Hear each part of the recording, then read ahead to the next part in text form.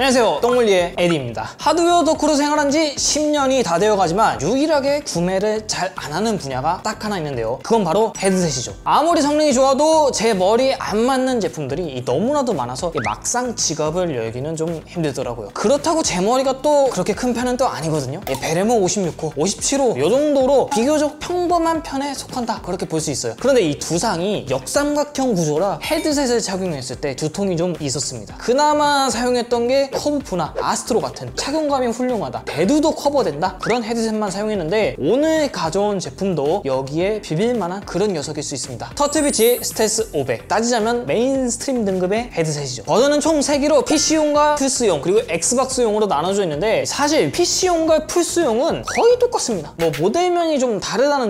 이어서 제품 첫인상은 상당히 심플했어요. RGB나 뭐 독특한 문양, 반투명 커버 이런 게 전혀 없는 아주 깔끔한 외형이죠. 한 가지 아쉬운 점이라면 현재는 화이트 버전이 없이 이 블랙만 있다는 점. 버튼 위치는 모두 왼쪽 이어 커버에 몰려 있는데 게임 도중에 한 손만 사용해도 모든 기능을 컨트롤할 수 있다는 부분에서 이건 확실한 플러스 요소죠. 하지만 마이크 볼륨과 헤드폰 볼륨이 위아래로 붙어 있어서 적응하는 데 시간은 좀 필요합니다. 그렇다면 이 착용감은 어떨까요? 스텔스 500은 일반적인 헤드셋과 다르게 별도의 길이 조절 슬라이드가 존재하지 않고 헤드밴드를 통해서 사이즈를 선택할 수 있습니다. 조금은 번거로울 수도 있는데 착용감 면에서는 이 방식이 좀 더 낫다 생각을 했어요. 위쪽 헤드 프레임에 메모리 폼이나 가죽이 덧대어진 제품들은 다양한 두상 형태에 대응하기 어렵다는 그런 한계점이 있는데 헤드밴드를 사용하면 그런 부분에 있어서 좀 더 유연하게 대처할 수 있죠. 물론 이 머리가 헤드 프레임에 꽉 차는 경우에는 달려있는 헤드밴드를 제거하고 사용하는 것도 괜찮습니다. 요 녀석 무게가 상당히 가벼워서 큰 부담이 없거든요. 실제 무게를 측정해 봤을 때는 234.4g으로 플래그십 스마트폰인 갤럭시 폴드보다도 가벼웠습니다. 사실 무선 헤드셋에서 이 정도의 무게? 이거는 배터리가 들어간 무선임에도 유선과 비슷한 수준의 무게를 가지고 있는 셈이죠. 이런 구조적 특징과 가벼운 무게 덕분에 착용감은 요 근래에 사용했던 무선 헤드셋 중엔 가장 뛰어나다라고 말할 수 있을 것 같아요. 특히 이 헤드 프레임 장력이 심하지 않기 때문에 지금처럼 안경을 쓴 상황에서 귀를 압박하지 않아서 상당히 편해요. 한 가지 아쉬운 점은 이어컵 부분이 스위브를 지원하지 않아서 두상에 따라 이어패드 하단이 완전히 밀착되지 않을 수 있습니다.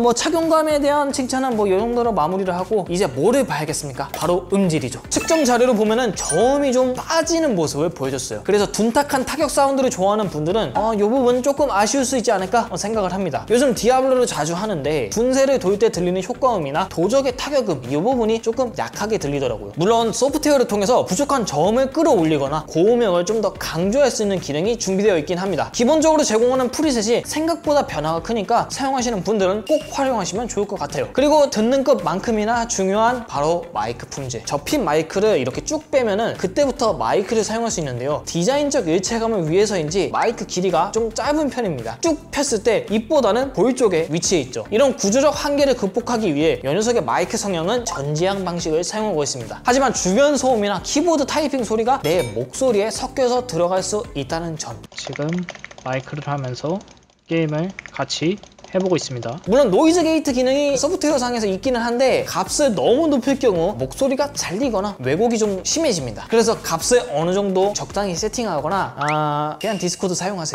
하지만 이 헤드셋의 특징이 여기서 멈추는 건 아닙니다. 무선 연결 방식이 2.4GHz와 블루투스 모두를 지원하기 때문에 스마트폰에서도 사용할 수 있어요. 저는 주로 레이싱 게임인 카로프를 즐겨서 하거든요. 그런데 플레이하면서 뭐 이렇다 할 딜레이는 크게 느껴지진 않았습니다. 다른 방식으로도 응용할 수 있는데 PC로 게임을 하다가 스마트폰에 걸려온 전화, 모드 변경 버튼을 통해서 바로 받을 수 있다는 거죠. 게다가 모바일용 앱이 별도로 존재하기 때문에 PC 없이도 헤드폰의 설정을 언제든지 변경할 수 있습니다. 뭐 이런 부분은 상당히 마음에 드네요. 지금까지 터틀비치 스텔스 500 같이 한번 살펴봤는데 보니까 무선 헤드셋 메인스트림 등급 제품들이 보통은 15만원 후반대부터 시작을 하더라고요. 그런데 이 제품은 11만원대로 좀 더 공격적인 위치에서 시장 진입을 했습니다. 사실 무선 헤드셋 시장은 성능도 성능이지만 착용감과 가격 이 3개가 전부 중요한 부분이거든요. 아무리 비싸도 착용감이 구린 경우가 많고 가격이 저렴하다고 이게 값어치를 한다? 라고 볼 수는 없거든요. 그런 관점에서는 나름 터틀비치가 밸런스를 잘 맞추지 않았나 생각을 합니다. 아쉬운 소리는 앞에서 많이 했으니까 한 가지 바라는 점을 얘기해 보자면은 제가 아까도 말했죠, 화이트 컬러로 출시되면 좋을 것 같다고. 웬만하면 추가해주세요. 아무튼 오늘은 여기까지. 저는 똥물리 에디였고요. 다음 시간에 더 밸런스적인 제품으로 다시 돌아오도록 하겠습니다.